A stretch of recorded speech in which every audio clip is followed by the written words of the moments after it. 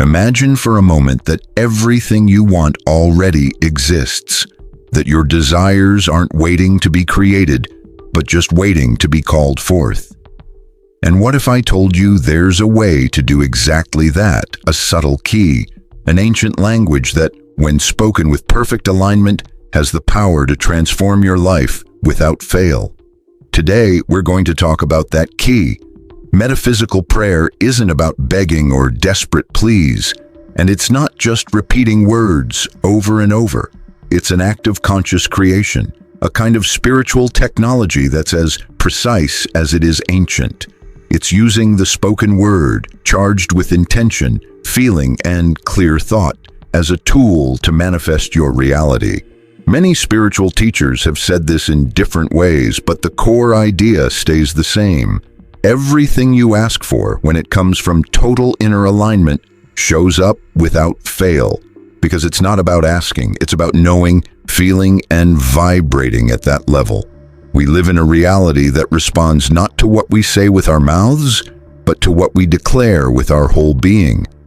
That's why so many people pray and get no results, or want something but never see it happen. The problem isn't the prayer itself. It's how the prayer is done. Just saying words isn't enough. It's like shooting an arrow without pulling back the bowstring. It lacks power and direction. This video is a guide, a wake-up call. We're going to break down the myths about prayer, explore how it really works beneath the surface, understand its vibrational nature, and see why praying from the fulfilled state, the end result, can bring any reality into being. Not because it's magic, but because it lines up with how the universe works. We'll look at its ancient roots, its basis in sacred teachings, and most importantly, the exact steps you need to take so your prayer stops being a shout into the void and instead becomes a seed that grows. We're not here to beg some distant God. We're here to remember that the kingdom is inside us. And when you pray from that place, you don't ask, you declare. Get ready. What you're about to learn isn't just a technique. It's a way of living from the soul, a way of speaking from the spirit. Today, you'll see how a single prayer, spoken with true power, can move the unseen threads of your reality. For thousands of years, prayer has been the bridge between humans and the divine. But before it was ritual, it was vibration. Before it was words, it was intention. And before religions shaped it, it was a secret tool of the initiated, a spiritual science. In the ancient mystery schools of Egypt, Greece, and India, they taught that the universe was created through sound, not as a metaphor, but literally. The logos, the creative word, wasn't just a symbol, it was a living force, the spoken word shaping matter itself. In the papyrus of Ani, gods shaped the cosmos by speaking the secret names of things.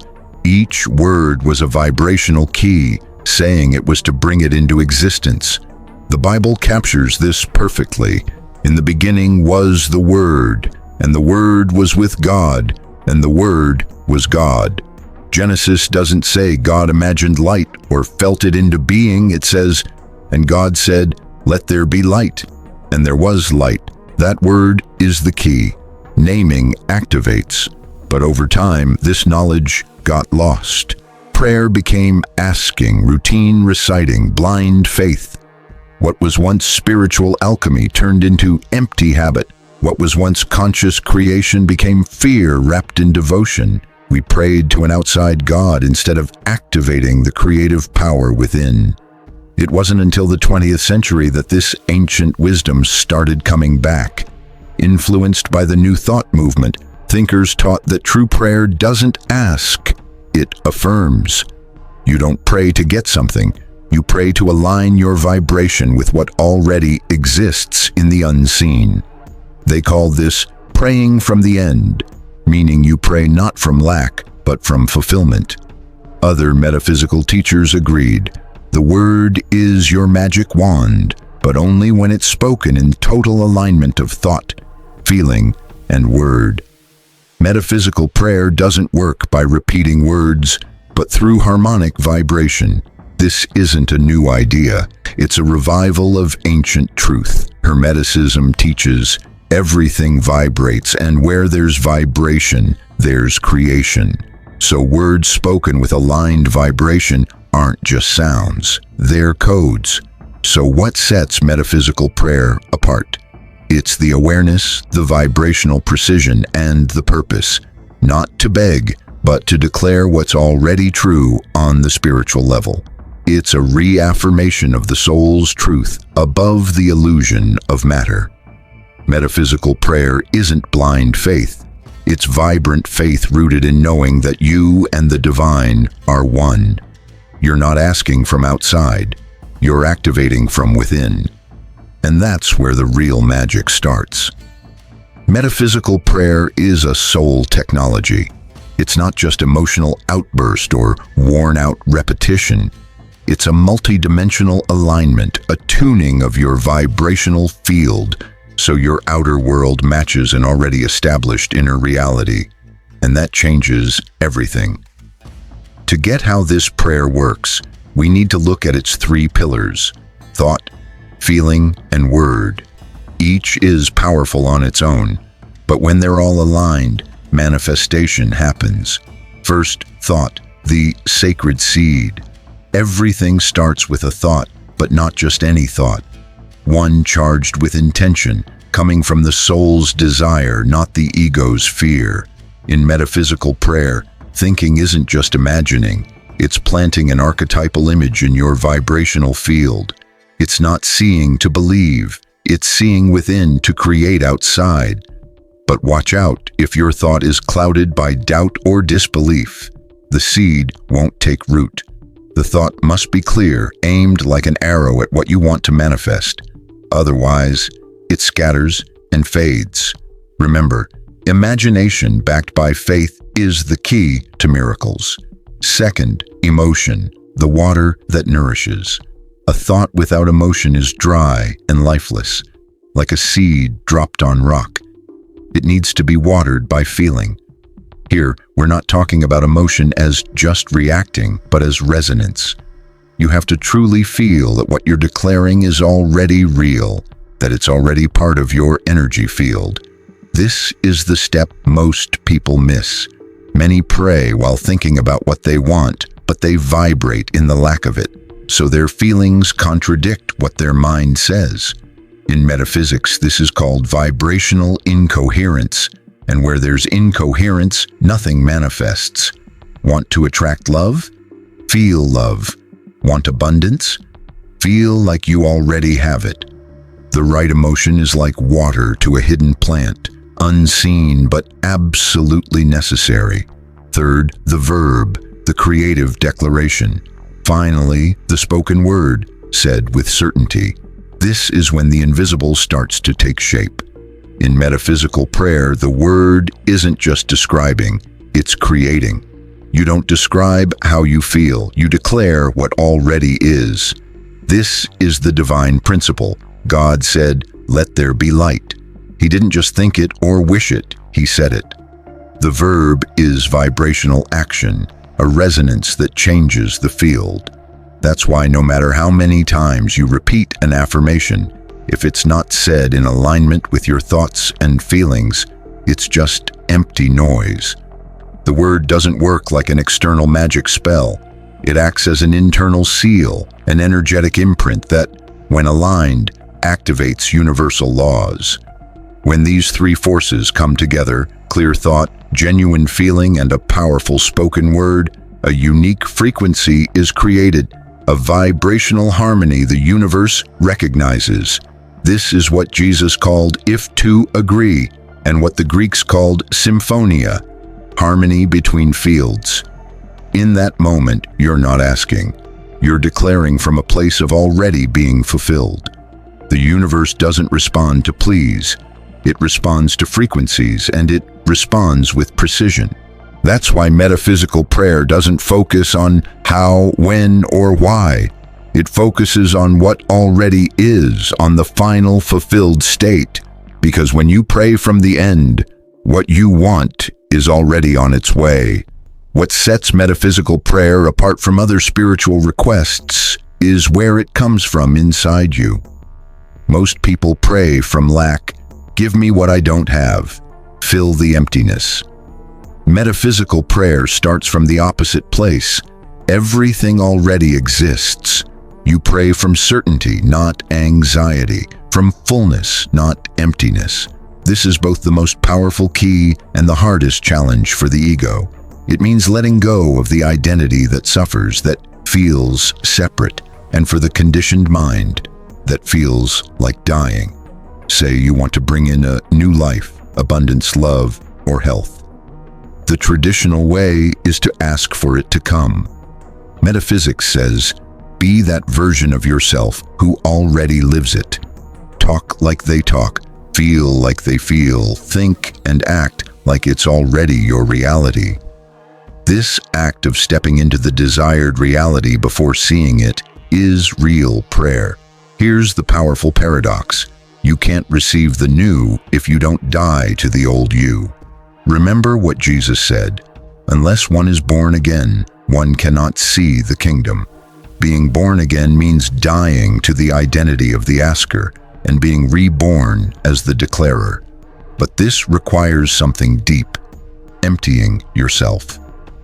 Letting go of the version of you that feels limited, unworthy, or abandoned. Letting go of the beliefs you've held for years. I can't. I don't deserve it. It's not for me. And this doesn't happen by just repeating phrases. It happens when you recognize the deception, stop believing scarcity, and choose to live in the frequency of the kingdom, which isn't a place, but a state of consciousness.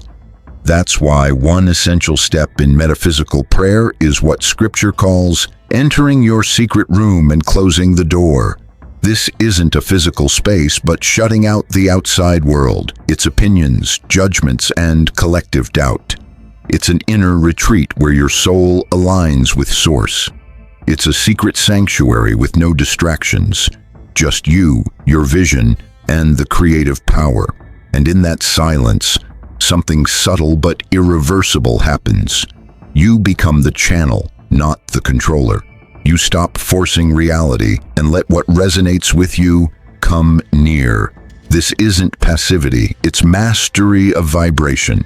There's a common trap: mindless repetition. Many think that saying an affirmation hundreds of times will bring change. But metaphysics is clear. One affirmation said from the right vibration has more power than 1,000 said out of fear or desperation. It's not about quantity, it's about alignment. Metaphysical prayer isn't about the words as magic, it's about the state of the person praying. The real channel isn't the mouth, but the energy behind it. So before you pray, ask yourself, am I praying from the part of me that wants change, or from the part that already lives it? Am I asking for something, or acknowledging what's already mine by divine right? When you can say with real vibrational certainty, thank you because it already is, instead of please let it be, you've crossed the line. You stop pleading with the universe and start co-creating with it. And in that moment, the prayer is already answered. You don't need to kneel to pray. You don't need fancy words, incense, or altars. What you need is something deeper, more honest, a life that's itself a constant prayer, lived from certainty, not waiting, from creation, not reaction. Here are 5 essential practices to turn your daily life into a fertile ground where every metaphysical prayer isn't just spoken, but fulfilled. 1. Pray with your lifestyle, not just your words. Want abundance? How do you carry yourself each day, living in lack or in gratitude? Want love? How do you talk to yourself when no one's listening? Every action, every lasting thought, every nourished feeling is a living affirmation. Start treating every moment as an act of creation. Don't wonder why your prayers haven't come true. Ask how you're vibrating right now. Step into your secret room every day. Set aside even 5 minutes to close your eyes and turn inward. It can be meditation, visualization, or conscious breathing. The ritual itself isn't the goal, it's the channel. This practice brings you back to your center, your kingdom, the state where alignment can grow.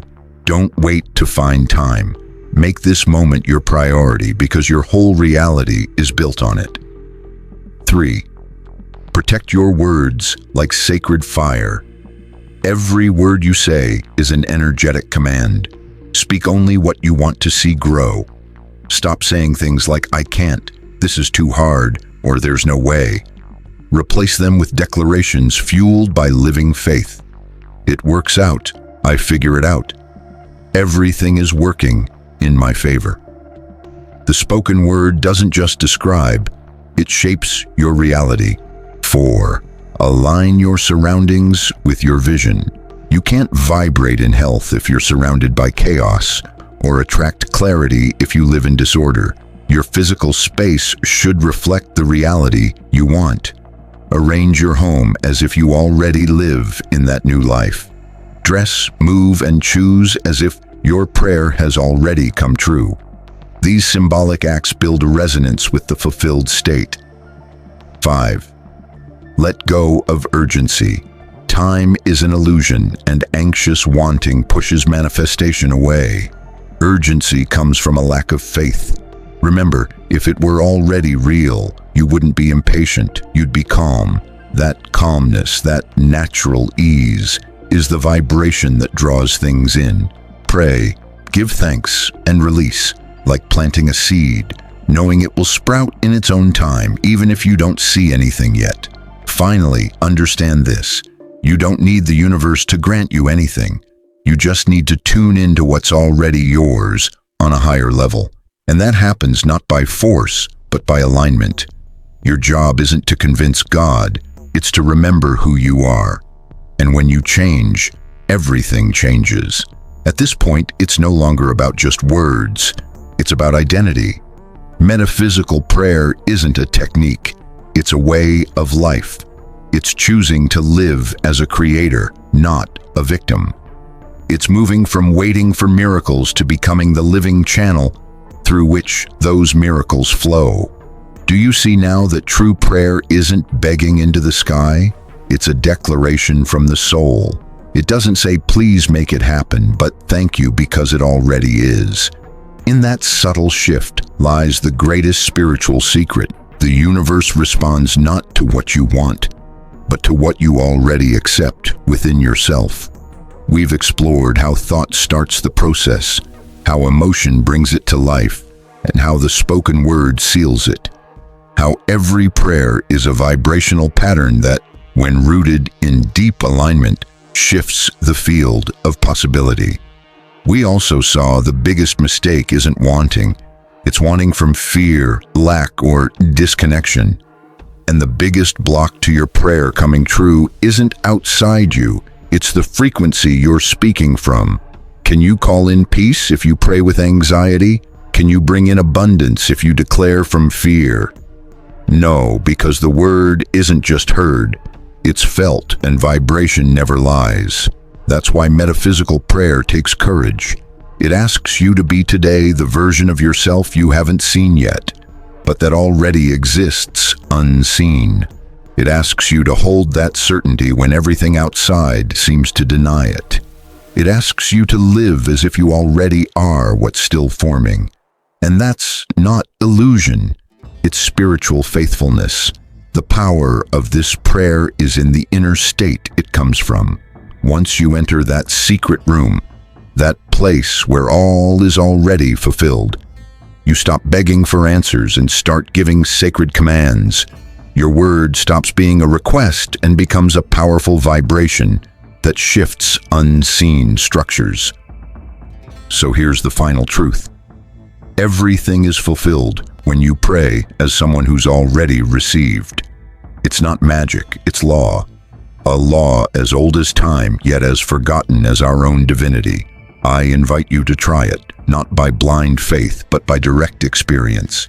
Take a genuine desire, close your eyes, feel it as already done, say it aloud, give thanks, and then let go. Don't obsess about how or when. Your job is to vibrate. Everything else falls into place. Because when you pray from the soul, reality has no choice. Thanks for staying with me till the end. If this message resonated with you, please subscribe and share. And remember, your word becomes law when it's born from your true self.